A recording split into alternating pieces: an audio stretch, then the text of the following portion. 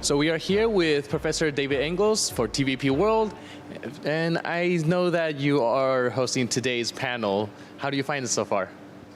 I really liked the panel very much. The speakers were really great, and I was really happy to be able also to have invited people coming from many different backgrounds, be it from the religious sphere, be it from the architectural sphere, the sociological, the political one. So I think it was really a nice overview over this topic that is eternal Europe. What is it? Where are we? Where are we going? Yeah. And speaking of Europe, because I know you're the chief analyst of Western affairs and historian as well as philosopher, and I want to ask you about a piece that you did recently comparing the West and the Middle Earth, actually, and I find that fascinating. So if you can kind of analyze it a little bit.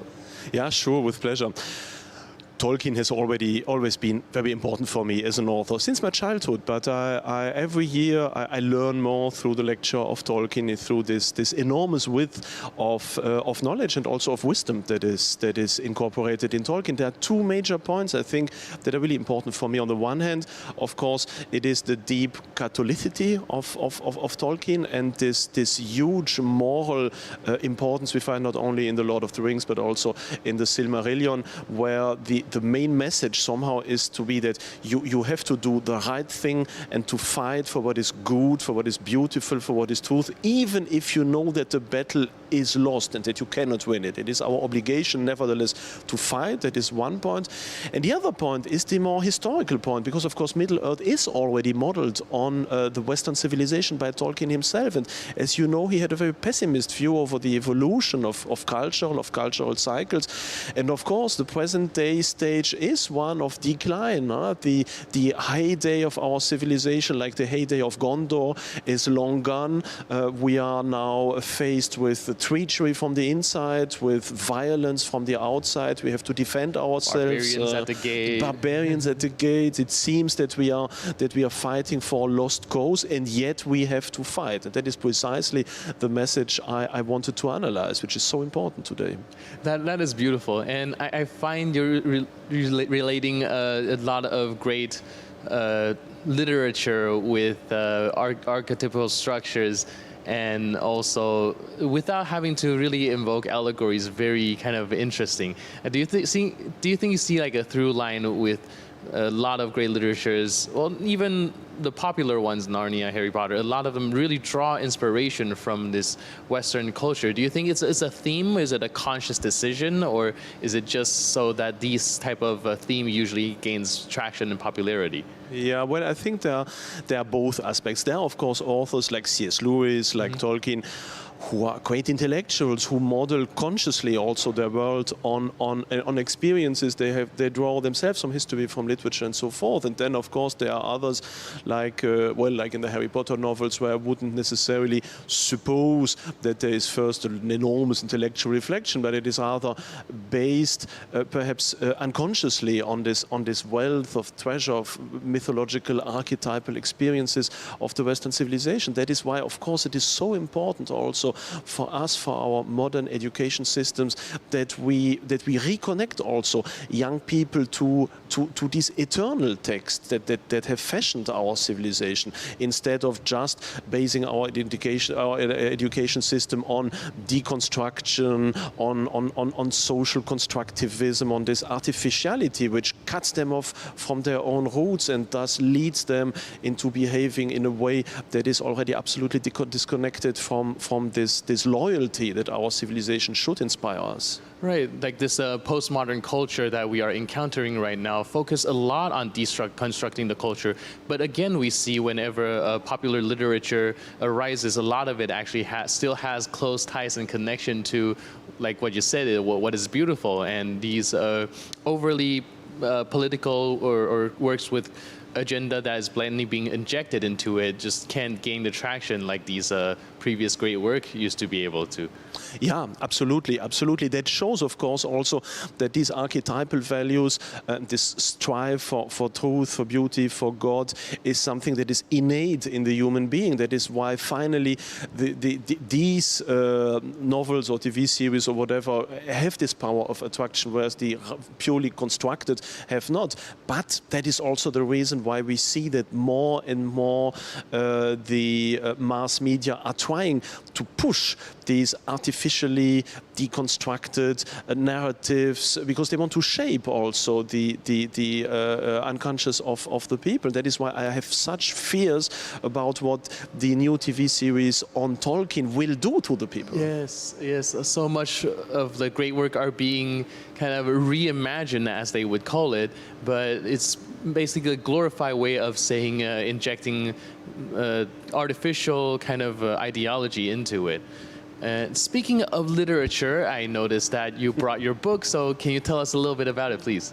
Yeah, sure, with pleasure. So the entire panel was based on this idea of the eternal Europe. That is also why our book had been called Europa Eterna, Eternal Europe, based on the idea that there in classical antiquity, we had this notion of Roma Eterna, that is Rome that even should its civilization decline, would nevertheless survive in a canonical form, would survive for generations, even for centuries being. And we want, of course, that our Europe, that is declining for the moment too, still manage to develop some form of radiance, of presence that enables her to survive these different crises. And that is why we tried to write what is called a preamble for a constitution of a confederation of European nations that is some form of alternative draft to the different European treaties as we have them now, as these treaties are only based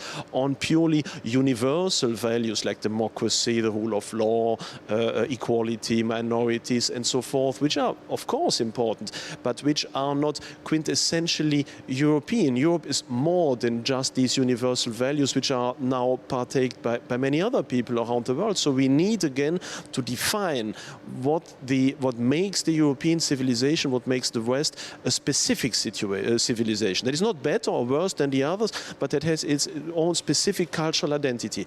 That is what Valéry Giscard d'Estaing tried with his constitution, but as you know, all these points on defining our identity through our history had been scrapped by his political opponents. We want to go back to that and redefine again what it means to be a European and how we can develop some form of cultural loyalty, some cultural European patriotism, which I have called Hesperialism, as basis of a future European solidarity. I think it is beautiful and inspirational, because when you mentioned that preserving the European history, culture, I think that essentially is what we really want to achieve through diversity, instead of these very kind of skin-deep type of diversity that is being shrouded out a lot in the West, in the pursuit of what they would describe as diversity. In my estimation, I'm seeing actually a lesser form of intellectual diversity, cultural diversity, where things are actually becoming more homogenous instead of having its kind of uniqueness that stands out. And I think your push for Europe to preserve its identity through historical values is very beautiful. Yeah, thank you. We are trying to do our best, because for the moment in Europe we only have two forms of nationality. We have a globalist, humanist nationality that is often taken as being identical with the European identity, which is it not. And then, of course, we have national identities. And there is not yet a state-sponsored or officially sponsored level of European identity as being in between humanity and the nation-state. And we need to reinforce this identity, which is there, and it suffices to go in whatever museum you like, be it in Lisbon or in Warsaw, in London or in Rome, and you will see how for 1,000 years we are all throughout the entirety of Europe going through the same stage of intellectual, artistic, philosophical, spiritual evolution. So there is a unity. We just, on the one hand, need to be aware of it, and on the other hand, we have to construct also this, or to interpret this unity in a way that makes it possible also from people outside of Europe who want to join the European Union, or rather who want to become Europeans and to live in Europe, also to have this possibility of that all people who have a honest love for what the West is, for what Europe means, also to join this project. And for the moment we are doing exactly the other way around. When we have mass migration, we do not try to teach them how to love Europe, but rather we say, no, stay as you are, because we are diverse, and everything that is important is just humanity. Right. And of course that doesn't function. That therefore leads to parallel societies as we have them in France, and that leads ultimately to cultural and ethnic clashes, because these people miss the possibility of learning about Europe as a civilization to which they could wholeheartedly integrate and assimilate out of love for this common civilization. And of course, if such a Leitkultur, as the Germans would say, is established, it needs also to be open and inclusive enough to permit to all those people who, out of honest love for Europe, want to live here, to give them also the possibility, if they integrate. Right. So what do you think would be the bridge that connects these two identities?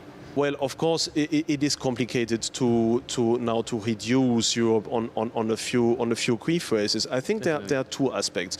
On the one hand, there is a psychological aspect. It is typical, I would say, for the Westerner, for the European, to have this yearning, to have this longing for something higher, for something better, for discovering what is beyond the horizon. That is something that is, I would say, typically European. That is, I think, the innermost core of our identity. But of course, as such, it can lead to many different directions. It can lead also to the absurdities of radical leftist liberal universalism. Yes. So that is why we need, on the other hand, to once again push forth everywhere in all domains of media, of the schools, of academic, of politics, of also public construction, this form of celebration of our cultural identity, and to impose again a positive relation to our identity. Because for the moment we have it the other way around. We are in the cancel culture. Yes. So every great people, great text, great historical events, everything is cancelled. Everything Right. is seen as being negative. Western colonialism, and they slap a label on it and try to get rid of The it. Inquisition, the Crusades, everything. The entirety of European history is just seen as a following of crimes. And we need to break with that narrative. We have to go back to some form of honest patriotism. Of course, that doesn't mean that we have to idealize the crimes of our past, because there were indeed many of them. We have to say that also openly. But there have been so many beautiful things that Europe has been done in the field of music, of architecture, of thought. It is such a rich culture. And our institutions, our politicians, our media, our schools need once again to put forth some form of, let's say, of honest, but also of convicted or convinced, European cultural patriotism. And that would help already a lot, I think. Yeah, I think it is also a disservice to really reduce European culture into only the atrocities and not the beauties and the contribution that it has brought forth to the world in terms of the rich culture and history, like you just mentioned. Absolutely. Thank you so much. Can you show us the book again? Yes, so sure, for with our audience pleasure. who is interested, because Exactly. we don't have that much time, but this very enlightening conversation. So for more, Thank you. Please check out the book by... I think the first edition is already sold out, so we have to wait for the second edition before ordering it. That's great, though. Congratulations on Thank the you. success of the book. And we have Professor David Engels, Chief Analyst of Western Affairs. I'm your host, Benjamin Lee, TVP World.